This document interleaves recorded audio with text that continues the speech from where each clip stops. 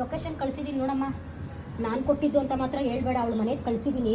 ಇದಕ್ಕೆ ಮೇಲೆ ಅದೇನು ಮಾಡ್ಕೋತೀಯ ನೀನು ಮಾಡ್ಕೊ. ನಾನು ಕೊಟ್ಟಿದ್ದು ಅಂತ ಹೇಳಕ್ಕೆ ಹೋಗ್ಬೇಡ ಯಾವುದೇ ಕಾರಣಕ್ಕೂ. ನಾನು ಲೊಕೇಶನ್ ಕನೆಕ್ಟ್ ಆಗಿದೆ ಅಲ್ವಾ? ಇದೇನಾ ಇವ್ರ ಮನೆ? ಓ, ಯಾರೂ ಇಲ್ಲ ಅನ್ಕೊಂತೀನಿ. ಸಾಯಂಕಾಲ ಬರೋಣ ಮನೆಗೆ. ಅಯ್ಯೋ, ಇವಳಿಗೆ ಹೆಂಗೆ ಗೊತ್ತಾಯ್ತು ನನ್ನ ಮನೆ ಅಡ್ರೆಸ್? ಏನು ಚೆನ್ನಾಗಿದ್ದೀರಾ? ಹಾಂ, ಚೆನ್ನಾಗಿದ್ದೀನಿ. ಹಾಂ, ಬರ್ತೀನಿ ನಡೀರಿ.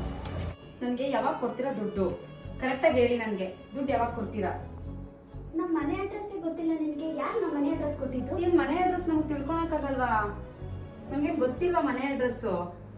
ನೀನು ದುಡ್ಡು ಕೊಡಬೇಕು ಅಂದರೆ ನಮ್ಮ ಮನೆ ಅಡ್ರೆಸ್ ಯಾರು ಹೇಳಿದ್ರು ಹೇಳು. ಇಲ್ಲ ಅಂದರೆ ನಿನಗೆ ದುಡ್ಡೇ ಕೊಡಲ್ಲ ನಾನು. ನಮ್ಗೇನು ಗೊತ್ತಾಗಲ್ವಾ ಮನೆ ಅಡ್ರೆಸ್ ತಿಳ್ಕೊಳೋದಕ್ಕೆ?